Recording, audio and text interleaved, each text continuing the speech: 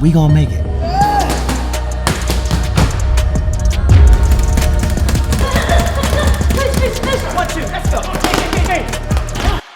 Boxing King Media, powered by the Riyadh season. We're in Riyadh. Frank Smith, you've made it. Big fight week. You've got some fighters on the card. I think I'll start off with how was Monaco, and many days off and you're straight back in it. Yeah, great show. Unbelievable night in Monaco as always. Special show as well. We're lucky to be able to do it. So great finish from MJ at Medvedev. I hope he finally gets his shot against Inoue. But yeah, it's been a busy run. I'm looking forward to Sunday, if I'm honest. I'm looking forward to Sunday and having a bit of time. We've got a bit of time until our first show of the year in January. But no, it's been a good year. You ain't got that much time, have you? It's literally like 10 days. I'll take it, mate. I'll take it. It's better than I've been looking at my stats. 290 nights in hotels, 99 flights by the end of the year. Was it more than last year? Yes, yeah. So, and I feel like I'm getting to that point at the end of the year. When you start, you're about to power down, and you're going to get ill as soon as you spend some time at home. So, but looking forward to spending some time with the family. Be good. And talking of the family, I don't know if your missus watches the interviews. What have you got for Christmas? Don't think my missus watches your interviews. No disrespect. I don't think she watches any interviews. Unless I title it, Chris Eubank. Please don't. Yeah. Christmas presents, a couple of surprises. But I'll probably get in trouble for them because they're probably not what I should have got. If I'm honest, I'm not very good. I'll be honest at presents. I don't have much time to think, and I normally get them wrong. But can't be great at everything. What happens? Does she normally tell you what to get or give you a list of options? We have a shared notes on my phone, on our phones, of presents, a presents list. I don't have anything on there, but there's a list of presents that she updates on there with pictures, so that's helpful. But sometimes I veer off the list, and sometimes I go a bit creative, and my creative instinct doesn't always follow her requirements. I think there'll be a lot of men will probably say the same there. Let's jump into the boxing because there'll be a few people moaning right now. Ishmael Davis, big challenge for him. In your time of fighters taking fights at short notice as underdogs, how much of an underdog is he realistically? Because obviously styles make fights, and a lot of people were raving about Ish, especially the way he beat Troy Williamson, and obviously the Josh Kelly fight. The styles didn't really clash properly. So what's going to happen in this one? Look, he's definitely, you've got to say he's an underdog because he's never been in at that level. But a lot of people don't shock the world until they get the opportunity to do so. He's going in against a tremendous fighter. He, as you say, had a great fight against Virgil Ortiz. Many people believe he should have got the win that night. But Ishmael Davis has shown that he's scared of no one and he'll take any challenge. He took that fight against Josh Kelly at not his natural weight, at 160. I don't know, a week's notice or something. And because of his performance in there, that's very likely why he's got this opportunity here. Because he put in a great performance and he gets another chance. It's a real test, but he wants to test himself. He believes in where he can get to, and he's jumping straight in there. And fair play to him because, like I say, not many people would have done that. How do you kind of judge the risk? Because a lot of people will be saying, how much money does it get to, whether it's the point where you can't refuse it? Because I'm guessing sometimes people will be like, you know what, you don't want to be in against a guy with that many knockouts, etc. But ultimately, you're in the sport to make money, aren't you? Yeah, look, there's the money element, of course. But at the same time, there's also the element of building your profile and taking fights and people respecting you. And as I've said a million times, a loss shouldn't define, a loss on a record shouldn't define the reality of you getting fights down the line. So if he loses this fight and people go, fair play, he took a fight on 2 weeks' notice, and 4 years down the line he's back in at this level, 3 years down the line, whatever it is, then he's lost nothing. He's got great opportunities to make a load of money to change his life, and if he wins, completely change his life a lot quicker than maybe it would have taken to get to that point. So there's no sort of perfect scenario here.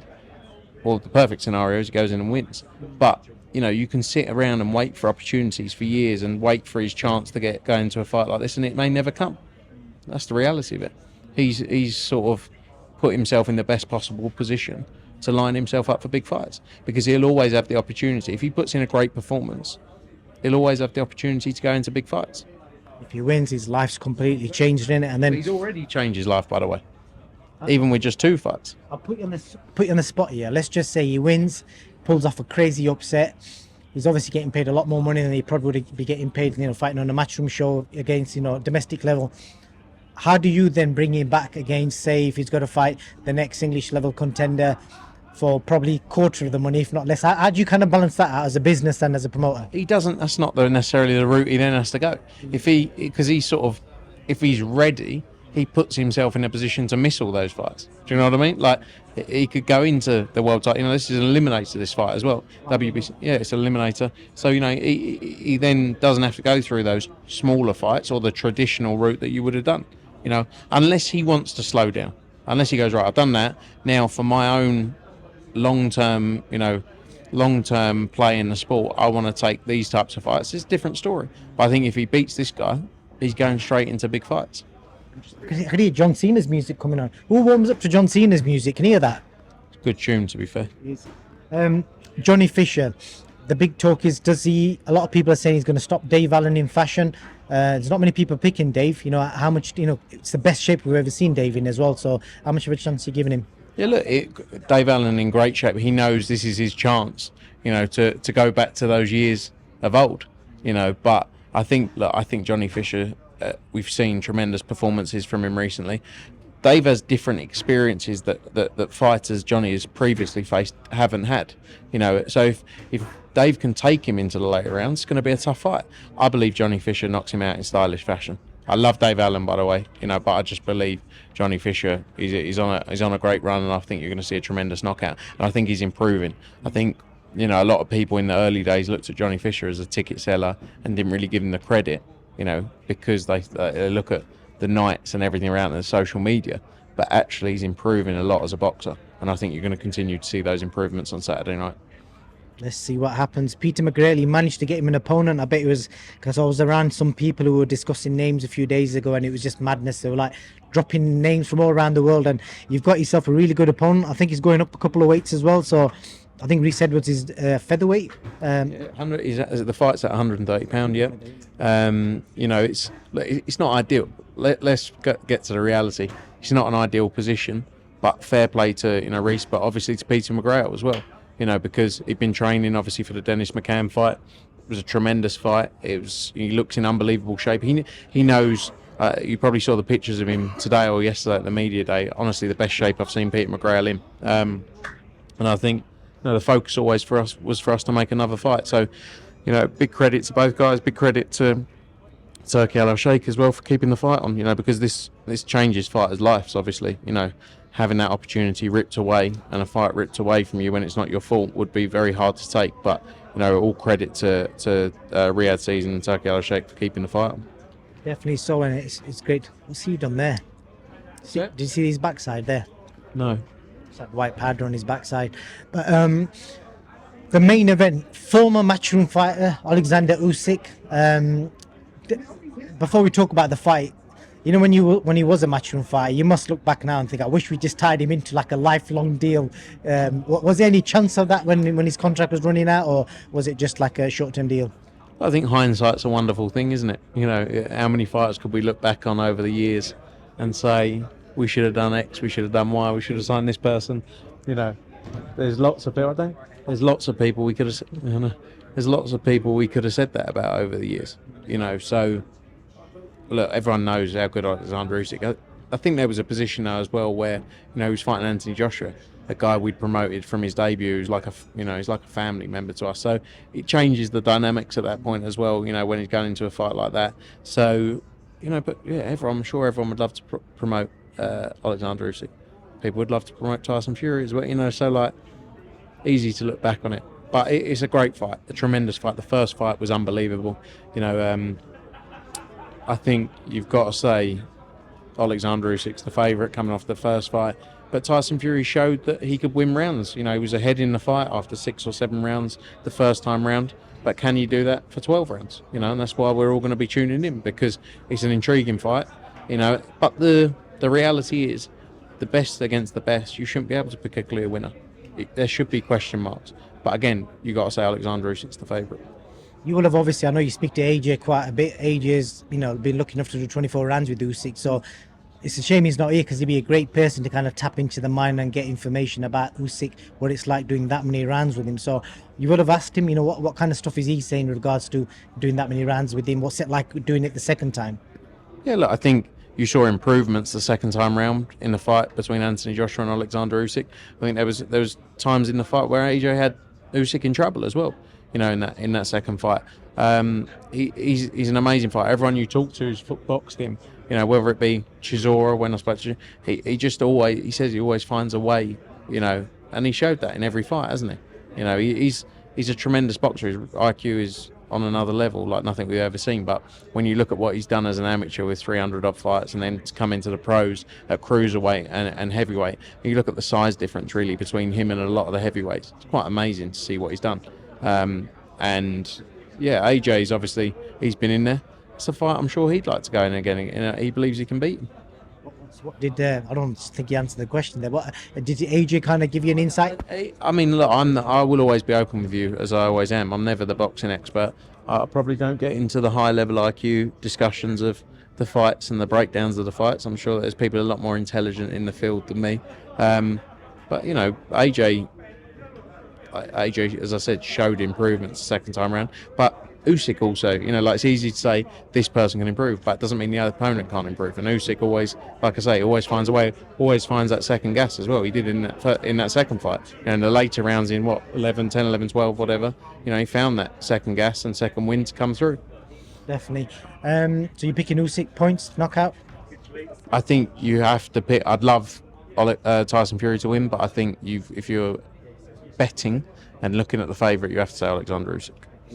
What's the latest on Conor Benn? Because he keeps putting stuff out, hinting there's dates on fights. When can we expect something? Hopefully soon. We're working through it. He wants the Barrios fight. He wants that world title fight, the WBC title fight at 147. There's obviously the background of the Eubank fight as well. But, work's going on in the background. Lots happening. Hopefully some news soon. It could be either one of the two. I get the feeling. I'm just looking.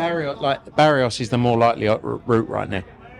Can I tell you what I think? Yeah. I think, looking at it on the backdrop, they both want to fight each other, but they're obviously stalling on this 5%. Conor's scaring him, saying he's going to fight Barrios. Eubank scaring him, saying he's going to fight Lara. But really, they're going to fight each other, and it's almost like a bluff game. That's how I see it. I don't think it's scary. They're not the kind of personalities. They're not those kind of personalities, though. Like, for rightly or wrongly, they're sticking to their positions. And sometimes you get to the point to go, it's not going to happen. The reality is, both of them need each other to create a night of this size, right? And to create the amount of money that's in it. One does not, if Chris doesn't fight Conor Benn and goes and fights the likes of Lara, he makes 20% of the money, 15% of the money that he would in the Conor Benn fight. Same and the opposite way around, and the same for Conor. But that's the reality of it.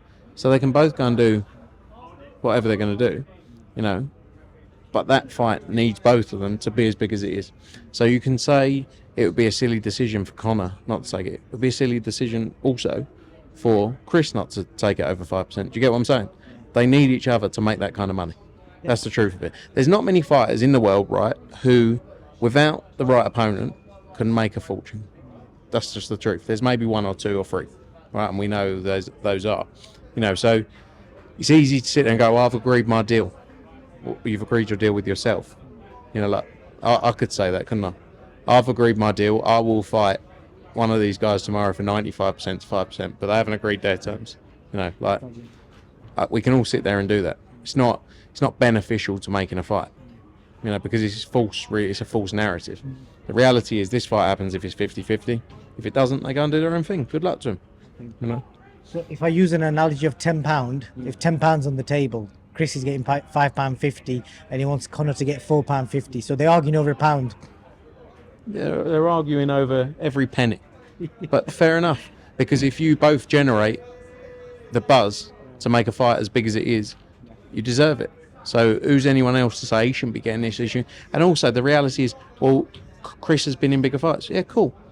That's the past. We're talking about the present. And it takes two of them to get in there and deliver it. And you both have to play ball. So yes, he's been in bigger fights. Yes, you can't hide away from that. Conor has been spoken about more in the rightly or wrongly, in the last year and a half. That makes this fight so big because of both of them, not one of them, both of them. And that's the truth. I tell you what I will say about Conor, whenever I hear Eddie say and you say it that Conor's a big name, I got to see it firsthand.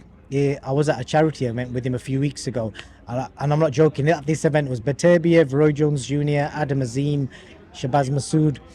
Conor had the most fans running around him. I think that kind of showed in that sort of environment. He's clearly a big name. Well, look at his social media as well. He's got a bigger following than Chris Eubank Jr. I'm not saying social media means everything in life, but it's part and parcel of what you look at. So look, and you can go down to all these. It just keeps coming back to, well, Chris has been involved in bigger fights. Fine, but we're in the present. So yeah, Conor's a big star, and that rubs people up the wrong way. But that's the reality of it. And again, whether it's for the right reasons, people have been talking over the last 2 years. His name has not been out of people's mouths for the last 2 years. Every interview everyone has done, Conor Benn has been raised. So that means he's relevant. He's more relevant than anyone else. So again, we can go back around in circles and we can sort of fall out and we can talk detrimentally about each other, but you just have to face the facts of, to make a fight happen, two people have to agree to it, and if one of them doesn't agree to it, you don't make all the money. So you can be stubborn as well. You can say one's been stubborn, but they're both got their own angle. So, and I think the sort of narrative that's been portrayed currently is Chris has agreed. Chris has agreed with himself. That's the truth. Well, when the fight happens, I'm going to sit there with a camera just looking at you, and every shot that lands, I'm going to see what you're going to react, because I think that's going to be great TV, that. Have you seen me at a fight before? Yeah, you're quite emotionless. I will sit there like this. Because actually, it's a funny story. Conor has a go at me when he's knocked people out in the past. I sit there like this because I'm quite respectful, because boxing's a small world where you have to work with people time and time again, opponents, managers, trainers, and I think and I don't mean I'm not emotional towards fighter, like I want a fighter to win, but I won't sit there and jump up and down, especially if a fighter's been stopped, because you have to work with these people week in, week out, and I think it's just my way of doing it. Yeah, but it's like so although I favour someone and want someone to win, maybe not in this one, I want someone to win, I can still sit there and I would be like this. No emotion. No emotion, Frank Smith. That should be your nickname. No emotions, Frank Smith. Frank, appreciate your time, mate. And should be interesting. See you at the gala dinner. Thank you.